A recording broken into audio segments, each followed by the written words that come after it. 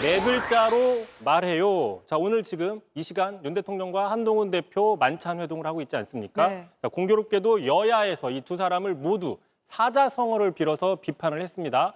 자, 먼저 이재명 대표 또 나왔는데요. 자신의 SNS에 군주민수 딱 네 글자 적었습니다. 네, 무슨 취지로 올린 자, 건가요? 그렇습니다. 이게 군, 임금은 배고 백성은 물이다. 뭐 이런 뜻인데요. 그러니까 백성이 임금을 배를 띄울 수도 있지만 가라앉힐 수 있다. 다시 얘기하면 국민이 지도자를 뽑을 수도 있지만 역으로 끌어내릴 수도 인버스로 있다. 끌어내릴 수도 있다. 뭐 이런 뜻인 것이죠.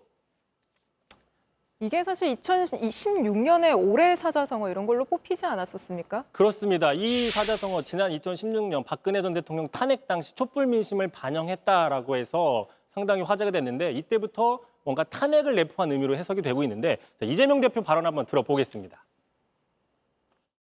군주 민수라 했습니다. 국민은 물과 같아서 배를 띄우기도 하지만 언제든지 배를 뒤집을 수도 있다. 윤석열 정권은 파도 앞에 독담배와 같은 신세라는 점을 반드시 기억하십시오. 자, 그런데 오늘 둘이 만나는 날 딱 이렇게 군주민수 네 글자만 띄운 것은 지금 다른 사람도 아닌 여당 대표와도 여러 차례 갈등설이 불거지고 있는 윤 대통령의 어떤 불통 정도가 심하다. 뭐 이런 것들을 비판하려고 하는 의도, 이런 해석도 나옵니다. 네, 윤석열 대통령을 겨냥한 해석이 나오는 거군요. 알겠습니다. 그렇습니다. 홍준표 시장도 그러다 보니까 오늘 또 사자성어를 하나 올렸습니다. 가져와 봤는데요. 이렇게 얘기를 했어요. 그 친구가 화양연화, 그러니까 꽃처럼 가장 아름답고 인생의 가장 즐거운 시절을 표현하죠. 화양연화를 구가할 때 우리는 지옥에서 고통을 받고 있었다.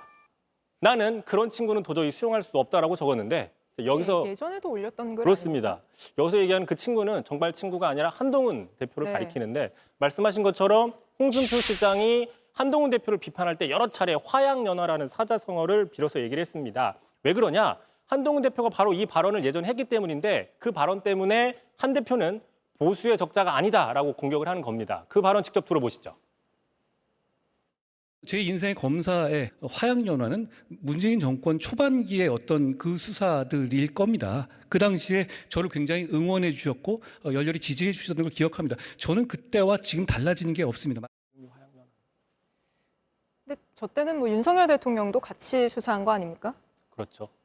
알겠습니다. 오늘 뭐 만찬 직전까지도 뭐 여당에서 친윤계 중심으로는 한동훈 대표에 대한 비판이 나오던데 오늘 만찬 분위기 어땠는지 상당히 궁금합니다. 내일 또 짚어보죠.